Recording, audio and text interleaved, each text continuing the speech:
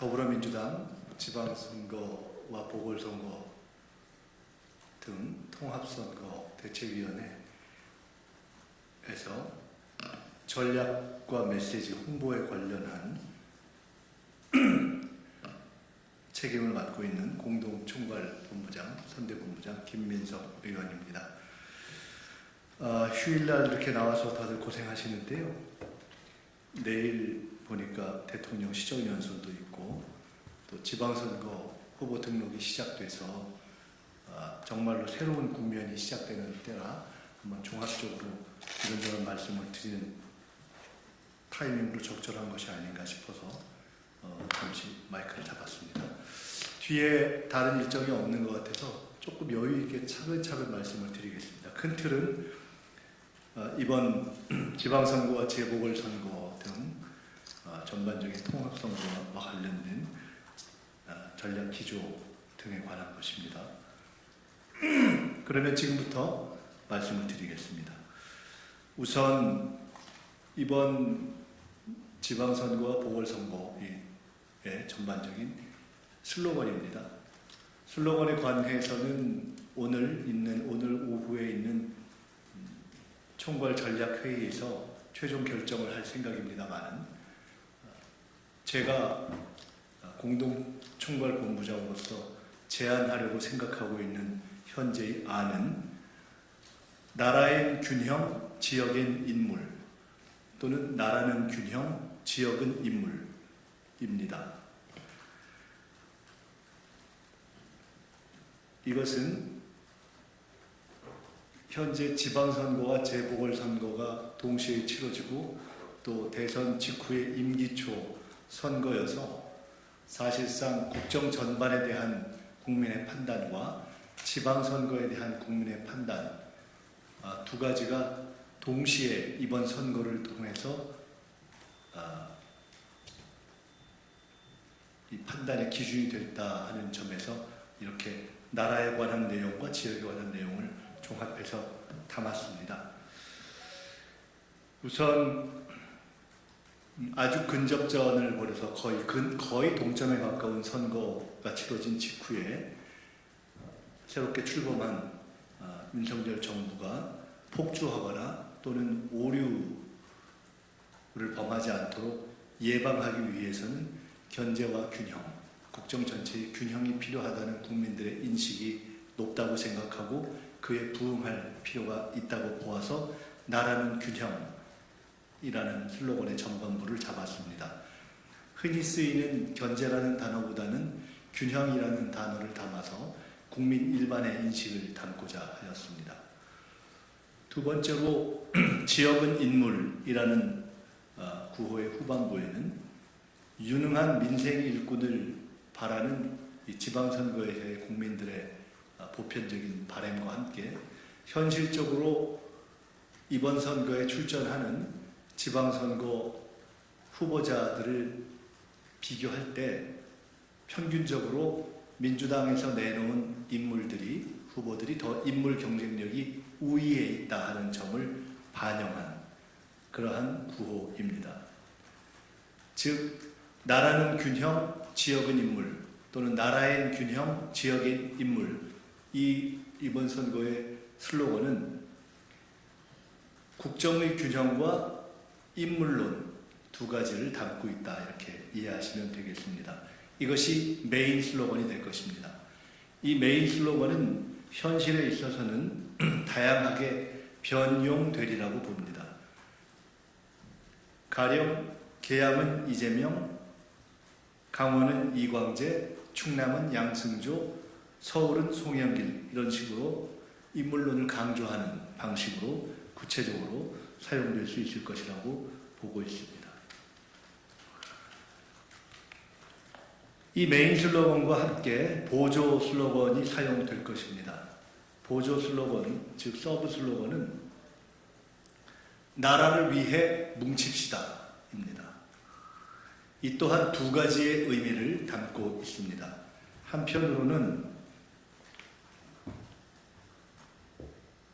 통합과 상생, 협치를 바라는 국민 일반의 정서를 반영해서 국정의 방향을 제시하고 국민들의 통합 요구에 부응한다는 측면이 있고, 두 번째로는 윤석열 정부의 폭주나 독주나 오류를 예방하기 위해서, 그리고 민주주의의 지속적 발전을 위해서 결집할 것을 강력히 원하고 있는 지지층 결집의 메시지를 동시에 담고 있다, 이렇게 이해하시면 되겠습니다. 결국 종합하면 메인 슬로건은 나라는 균형, 지역은 인물, 이렇게 될 것이고, 현장에서는 유세 등에서 보조 슬로건으로서 나라를 위해 뭉칩시다, 국민들께서 나라를 위해서 균형을 잡아주시기를, 또 지지자들은 나라를 위해서 이제 패배의 아픔을 딛고 일어나서 뭉쳐주시기를, 투표에 참여해 주시기를 호소하는 것이 될 것입니다. 큰 두 번째 말씀을 드리자면, 민주당의 이번 선거는 대선 패배 이후 큰 틀에서의 민주당의 좌표 설정과 긴밀하게 연관이 되어 있습니다. 즉, 이번 대선 이후 향후 5년을 어떻게 할 것인가 하는 문제가 함께 제기되어야 한다고 봅니다. 결론적으로는 강력한 합리적 책임 야당, 이것이 민주당의 지향이라고 할 수 있겠습니다.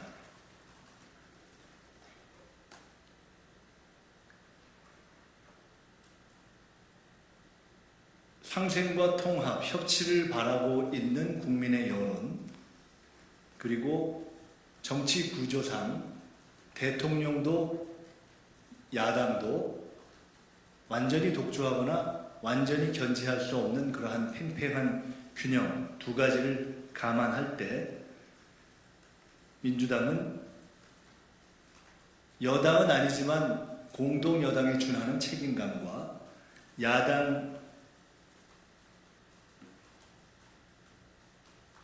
야당으로서의 강력하고 선명한 견제력, 두 가지를 가져야 한다고 봅니다. 그러한 점에서 민주당은 원칙적인 시시비비와 유연한 협치적 국정협력, 두 가지를 잘 배합해 나아갈 필요가 있다, 이렇게 생각을 하고 있습니다. 참고로 80년 민주화 이후에 가장 많은 법안이 통과되었던 것이 일로 삼김, 노태우 대통령 당시의 여소야대 시절이었고, 또 민주정부 3기에 걸치는 동안 가장 많은 법률이 통과된 것도 김대중 대통령 당시 보수와 진보, DJP 연합 시절이었다는 것을 감안하면 현재 국정이 여와 야 어느 일방이 독주할 수 있는 또는 독점할 수 있는 상황이 아니라는 것을 깊이 인식하는 것으로부터 여와 야 모두의 지혜가 나온다고 생각하고 있습니다. 선거에 임하는 민주당의 태도 문제를 말씀드리겠습니다. 문재인 대통령께서 정치의 본질은 태도가 되었다, 이렇게 말씀하신 것이 이번 선거에도 적용된다고 생각합니다. 우리는 강력한 합리적 책임 야당으로서 원칙적인 시시비비를 분명히 가리고 견제할 것은 확실하게 견제하고 협력할 것은 협력하는 가운데 그 모두에 있어서의 일관된 품격을 지킬 것입니다. 언어와 태도에 있어서의 품격을 지킬 것입니다. 그것은 선거 운동과 선거 공방에 있어서도 최대한 견지하려고 생각하고 있습니다. 0.73%짜리 대통령이라든가 또는 상대 후보 또는 상대 정당 또는 대통령의 가족을 비하하거나 능멸하거나 무시하는 방식으로는 접근하지 않을 것입니다. 북한의 공세, 그리고 북한의 코로나 발발, 그리고 코로나로부터 벗어나는 민생의 절박함, 이런 것 때문에 현실적으로 허니문은 없다고 생각합니다. 그러나 사실상 임기를 막 시작한 신혼 대통령을 최대한 존중하는 태도로 선거에 임하겠다는 말씀을 드립니다. 그 다음으로 말씀드릴 것은 선거의 목표입니다. 지난번에도 말씀드렸지만 오늘 현재 선거는 17개 시도 가운데 거의 정확하게 각종 여론조사에서 우세를 보이고 있는 것은 사실은 4군데입니다. 광주, 전남, 전북 등 호남과 제주 정도가 되겠습니다. 세종이 대부분의 경우에 우세를 보이고 있기 때문에 대략 이렇게 4-5군데가 우세다 이렇게 보는 것이 맞겠습니다. 이 4-5군데에서 승리하면 그것은 현상 유지입니다. 5% 전후에 경합권 내에 있는 것이 경기, 인천, 강원, 충남의 4군데 정도입니다. 조금 더 차이가 나는 경우도 있지만 대동소이한 경합권이라고 보고 있습니다.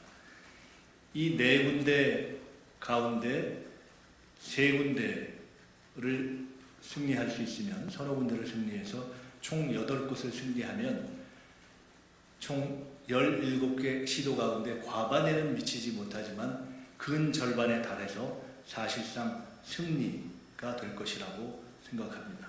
이것이 이번 선거의 저희 민주당의 1차 목표입니다. 8곳에서 승리해서 선거 전체에서 승리로 평가되는 것, 이것이 목표이고, 이렇게 8군데에서 승리하게 되면 민주당은 향후 2년간 국정안정과 민생안정을 이끌어내는 데 있어서 강한 합리적 야당으로서의 위상을 안정적으로 확보하고 5년 후 정권교체를 위해서 매진할 수 있는 기운을 회복한다고 생각합니다. 만약 9석을 넘게 되면 그때부터는 언론은 완승으로 평가할 것이라고 봅니다. 9석을 넘게 되는 것에는 서울과 영남이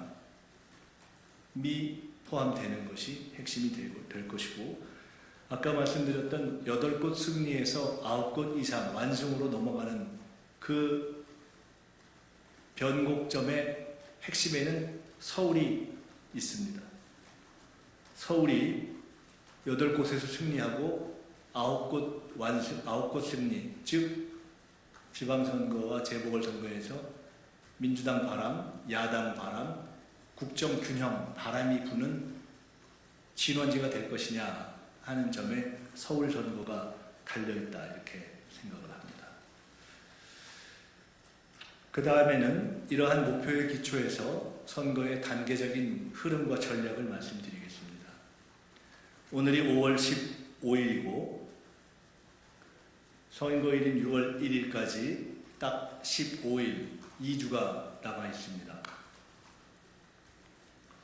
크게 보아 2단계로 나눠질 것이라고 봅니다.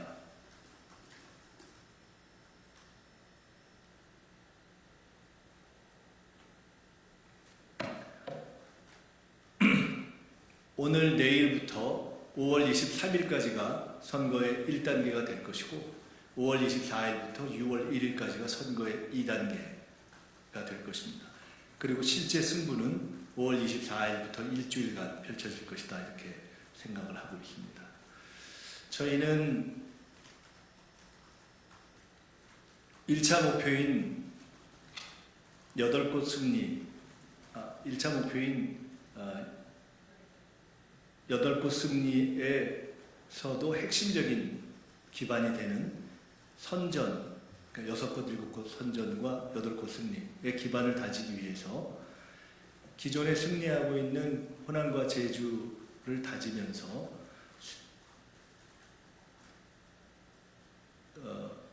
8곳 승리로 확대시켜 나가기 위해서 세종, 경기, 인천에 최초 시점에 집중을 하면서 선거를 시작하겠습니다.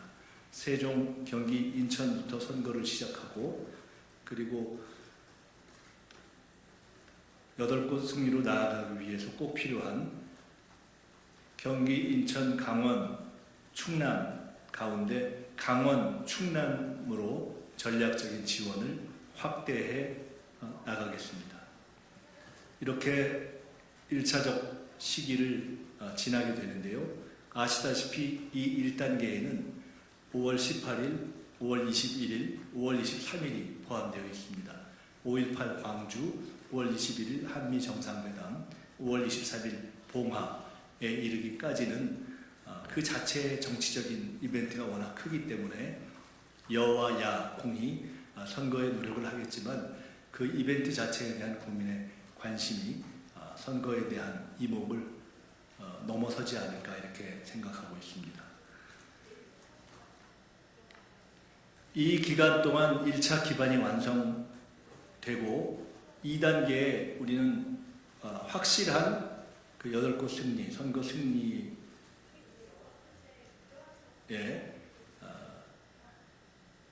목표를 달성하기 위해서 매진하게 될 것이고요.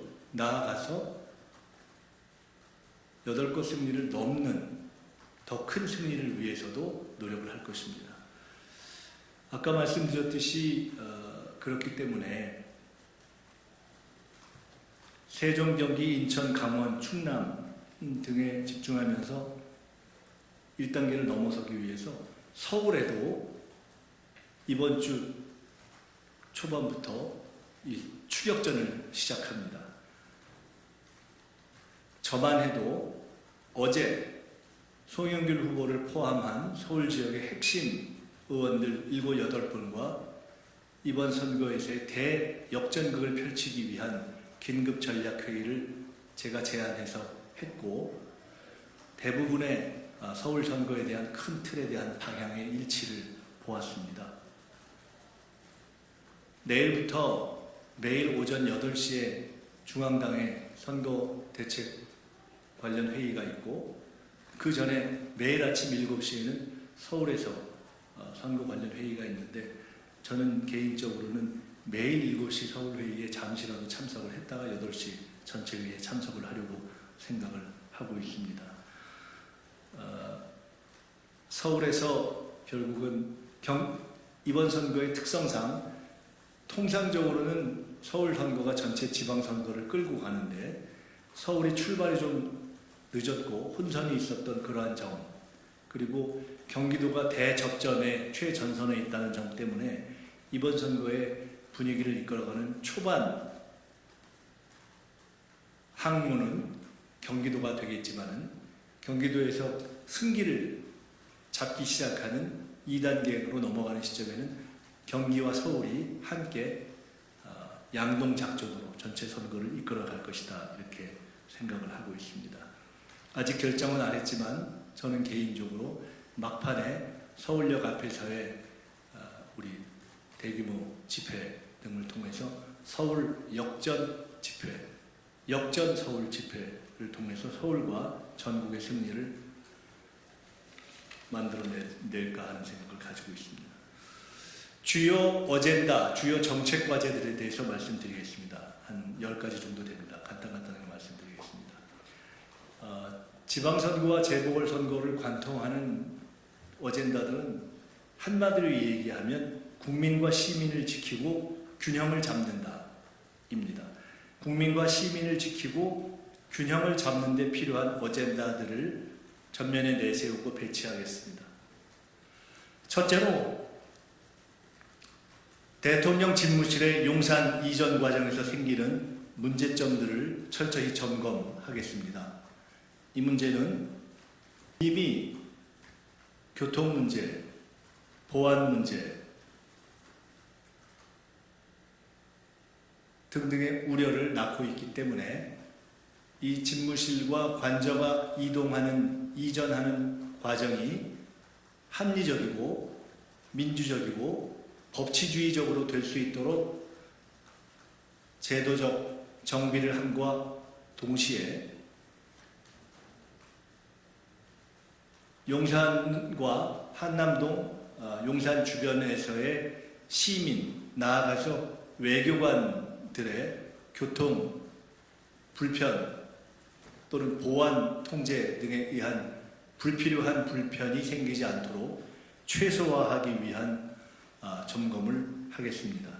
이 점에서 대통령의 눈치를 보느라고 할 말을 못하는 오세훈 시장과 필요한 문제점을 제대로 지적하는 송영길 시장 후보의 차이가 드러날 것이라고 보고 있습니다. 대통령의 시정연설이 끝나는 내일이 지난 후에 모레 저는 이 집무실 문제에 대해서 초기에 문제를 제기했던 연장선에서 대통령 집무실과 관저에 관한 법률 가운데 대통령 집무실에 관한 법률을 현 정부가 빨리 정부 입법으로 낼 것을 촉구하면서 대통령 관저에 관한 법률을 발의할 계획을 가지고 있습니다. 두 번째로는 산업은행 등의 이전, 저지에 관한 문제입니다. 현재 윤석열 대통령이 대선 공약으로 제기하였던 산업은행 등의 이전에 관한 내용이 인수위원회에서도 통과가 된 것으로 알고 있습니다. 산업은행뿐만 아니라 수출입은행과 중소기업은행 등의 이전도 논의가 되고 있습니다. 결론적으로 이것은 2000년 이후 역대 정부가 노무현, 이명박, 박근혜, 문재인 정부를 거쳐서 근 20년에 걸쳐서 역대 중앙정부와 역대 서울시가 추진해왔던 서울 및 여의도의 금융중심지 육성 전략에 전면 배치되는 하책이라고 보고 있습니다. 이것은 역대 중앙정부와 서울시가 추진해왔던 방향을 스스로 전면 부정하는 자기 모순의 정책입니다. 잘못된 것이고 결국은 윤석열 정부가 스스로 서울을 금융중심지로 육성하는 성과를 내기 위해서라도 결국 철회할 것이 불가피하다 이렇게 보고 있습니다. 더구나 산업은행, 중소기업은행, 수출입은행의 이전은 법의 개정 없이는 이루어질 수 없는 부분이기 때문에 이 부분을 명료하게 하겠습니다. 단순한 반대가 아니라 부산뿐 아닌 각 지역과 지방의 금융이 발전할 수 있도록 지방금융발전기금 등 대안도 제시하겠습니다. 이와 관련해서 금융노련 등과도 필요하다면 연대하겠습니다. 저희들의 파악으로는 이것은 향후 큰 꿈을 꾸는 현 부산시장과 차기 부산시장과 그 이후 큰 꿈을 꾸는 현 정부의 윤핵관들과 관련된 허황한 발상이다 이렇게 보고 있습니다. 세 번째로는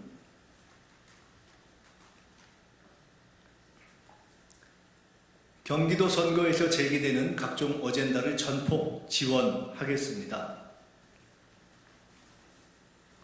어제 경기도의 GTX 관련한 문제 제기도 있습니다만은 지역에는 인물, 나라에는 균형, 지역에는 인물이라는 이번 선거의 핵심인 지역에서의 유능한 민생 일꾼이라는 점에서 경기도는 일꾼과 말꾼이 대비되는 가장 전형적인 선거 지역으로 보고 있습니다.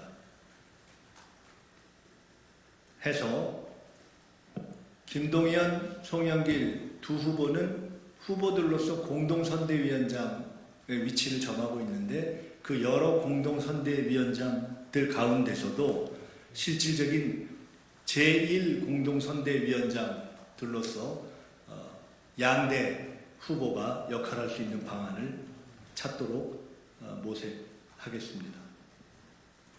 경기도야말로 일꾼 대 말꾼의 구도가 명료한 지역이라고 보고 있습니다. 네 번째로는 세종, 충청을 포함한 신중부권 메가시티 구상의 전폭적 지원입니다. 이번 선거를 선전과 승리로 이끌어가는 핵심에는 충청권, 중부권, 즉 충청권과 강원 등 중부권의 승리가 관건입니다. 그렇기 때문에 그런 선거 전략적 의미에서도 그러하고 또 균형발전 전략을 추구하고 추진해 왔던 김대중, 노무현, 문재인 정부를 계승하고 있는 민주당의 경험에서 볼 때 세종 충청권을 강화하는 것이 전국적 균형 발전의 핵심적인 당면 과제라고 보고 있습니다.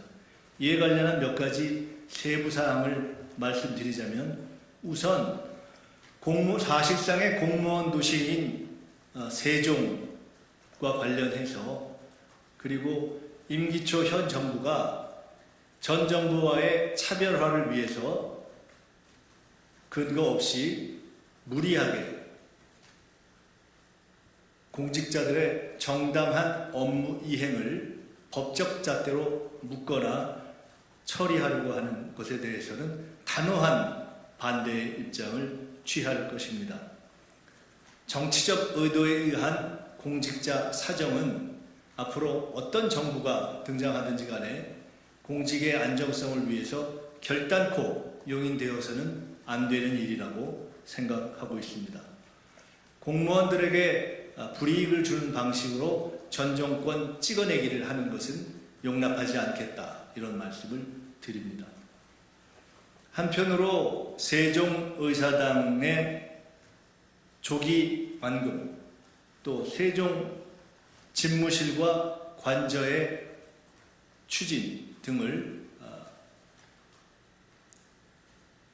추진하겠습니다. 세종의사당은 이미 작년에 합의가 되어서 제2의사당으로 되어 있는데, 이번에 대통령 집무실 이전 과정에서 이미 청와대 시대가 일단락되고 용산으로 집무실이 이전하고 있는데, 여기서 발생하는 많은 문제점들을 볼 때 궁극적으로 세종으로의 집무실 및 관저 이동 문제도 어느 시점에서 등장할 수밖에 없다, 이렇게 생각을 하고 있고, 세종의사당 그리고 세종 집무실이 이미 존재하고 있기 때문에 그 완결성을 높이기 위해서 세종의사당 조기 완공, 세종 집무실 조기 확충, 그리고 세종 관저의 전환적 검토 등이 필요하다고 보고 있습니다. 그와 함께 새로운 균형을 위한 이 공공기관 이전 등을 검토해야 한다고 봅니다.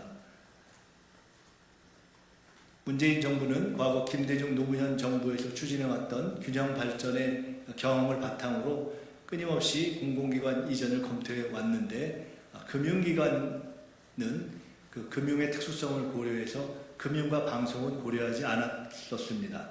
그러나 2차 공공기관 문제는 계속 검토해 왔고, 지난 대통령 선거 당시에 민주당의 대선 후보들이 공통적으로 제기한 내용들이 있습니다. 가령 법무부와 헌법재판소 등의 이전 문제가 있습니다. 대검찰청을 포함한 서초동을 이전하고 시민들께 돌려드리는 논의도 있었기 때문에 이 문제에 대해서도 시민적인 논의를 제기할 생각입니다. 시민들의 어떤 공론, 사회적인 대화의 장으로 이 이전 문제를 제기하겠습니다. 논산 육사 이전 또한 적극적으로 제기하겠습니다.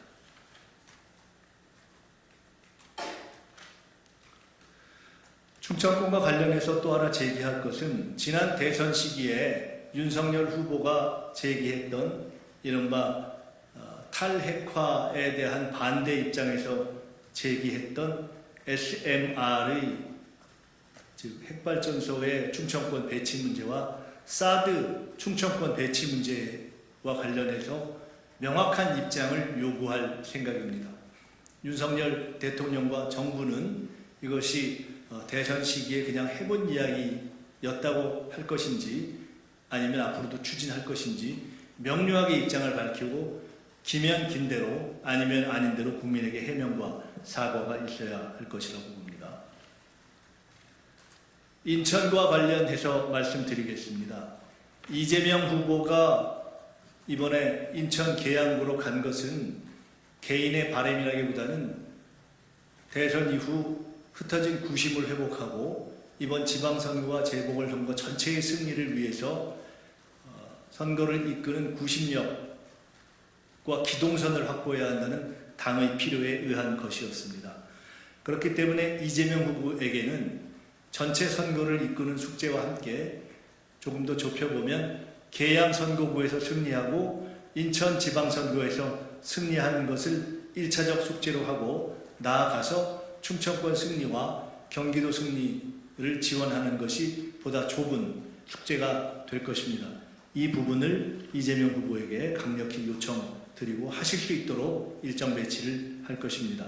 참고로 인천과 관련해서는 문재인 정부의 막판에 이루어진 매우 중요한 성과인 WHO의 글로벌 백신 바이오 인력 양성 허브, 전 세계에서 유일하게 글로벌 백신 바이오 인력 양성 허브를 유치해낸 성과를, 이것은 당을 넘어서서 윤석열 정부가 실제로 계승해서 자신의 성과로 만들 수 있는 매우 중요한 성과라고 생각합니다.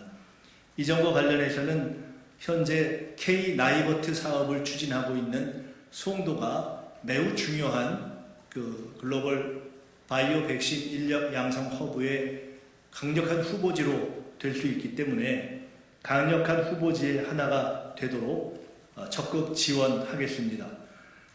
문재인 정부에서 추진했던 한미 정상회담의 성과를 윤석열 정부가 받아 안는 것과 마찬가지로 문재인 정부가 추진해서 성사시킨 올 10월에 글로벌 바이오 정상회담, 글로벌 바이오 서밋 또한 윤석열 정부가 잘 받아 안아서 성공시키기를 바라고, 이 또한 글로벌 바이오 백신 인력 양성 허브의 추진과 관련되어 있기 때문에 이와 관련해서 송도를 적극적으로 발전시키도록 하겠습니다. 여섯 번째는 부동산 문제가 될 것입니다. 아마 오늘 당과 송영길 후보 측에서도 부동산 관련한 입장을 제시했던 것으로 알고 있는데요. 서울뿐만 아니라 각 지방에서의 부동산 문제가 중요하기 때문에 특히 중산층과 서민 일반에게 관련되는 재산세 문제 등을 포함해서 현실적으로 국민의 어려움이 해소될 수 있도록 하는 노력을 기울이겠습니다. 일곱 번째로는 UN 본부 또는 대학의 유치 문제입니다. 이 문제는 송영길 후보가 주요한 공약으로 제시하기도 했었고, 실제로 남북의 평화를 지향해야 하는 대한민국의 입장에서는 이러한 국제기구의 유치는 매우 중요한 문제이고, 더구나 북한이 코로나 발생을 이미 공개한 상황에서 대북 지원을 윤석열 정부에서도 긍정 검토하고 있는 시점에 대단히 시적절한 문제 제기가 될 것이라고 봅니다.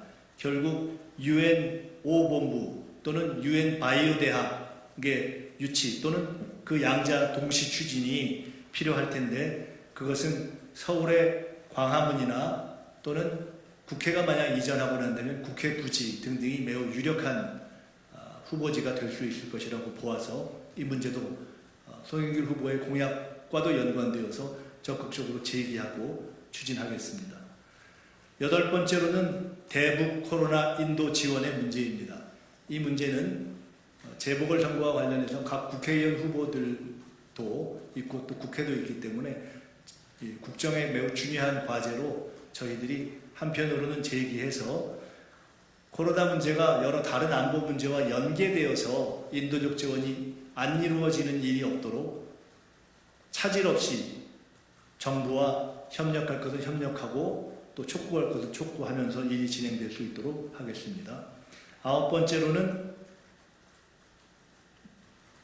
영유아, 어르신, 장애인 등 5대 돌봄 정책입니다. 이것은 전국적으로 K-방역에 이어서 K-케어로 발전하는 그러한 것이 될 것입니다. 9가지를 얘기한 것 같은데요. 끝으로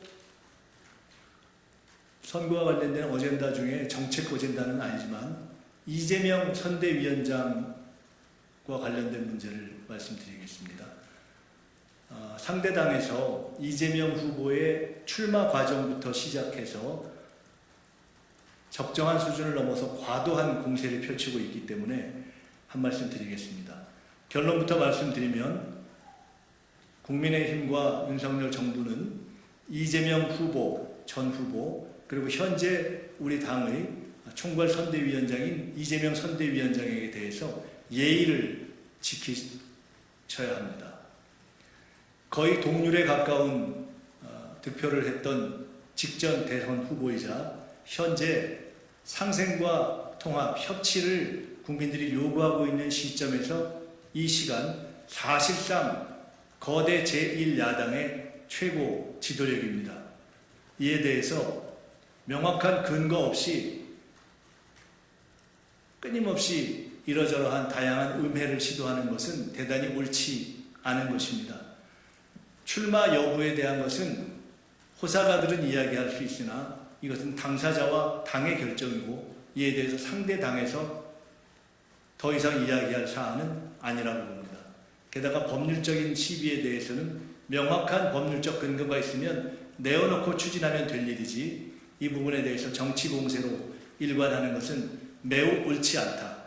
이제 임기 초 국정을 시작하는 새 정부 여당으로서는 대단히 원숙하지도 못하고 지혜롭지도 못하고 예의롭지도 못한 일이다. 이렇게 말씀드립니다. 이재명 총괄선대위원장은 현재 실질적으로 민주당의 선거 과정에서 비대위를 대신한 최고 집행권을 가지고 있는 당의 대표입니다. 당의 대표를 함부로 훼손하거나 건드리지 않기를 바랍니다.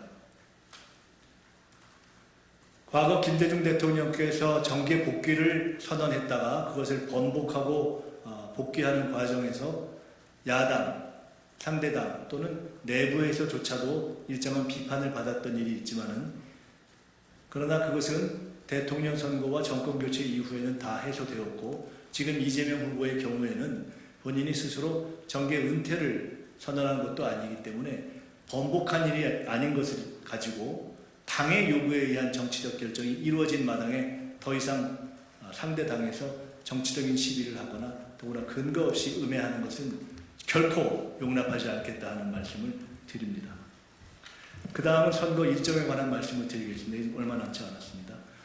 전체적으로 경기, 충청, 세종, 인천에서 시작해서 아까 말씀드렸듯이 선거의 온기가 그리고 열기가 전국적으로 확산될 수 있도록 그렇게 하겠습니다.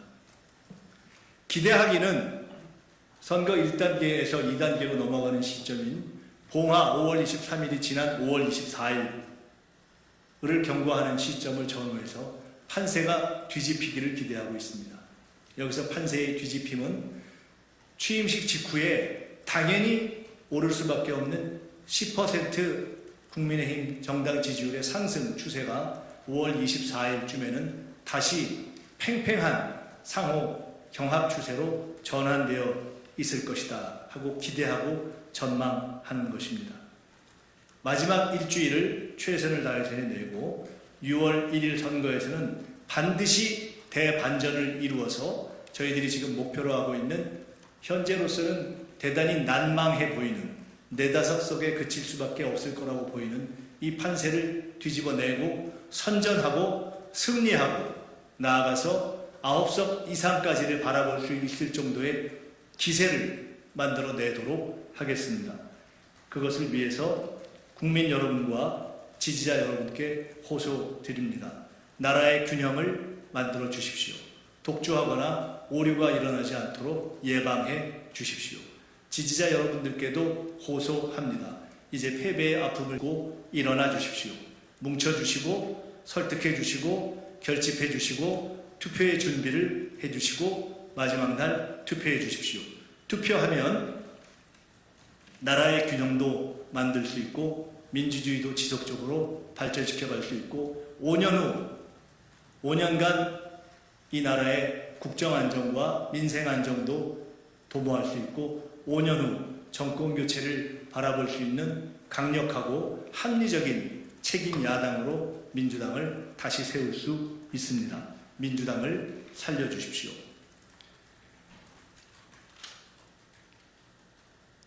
끝으로 이제 마지막 한 가지 말씀을 드리겠습니다.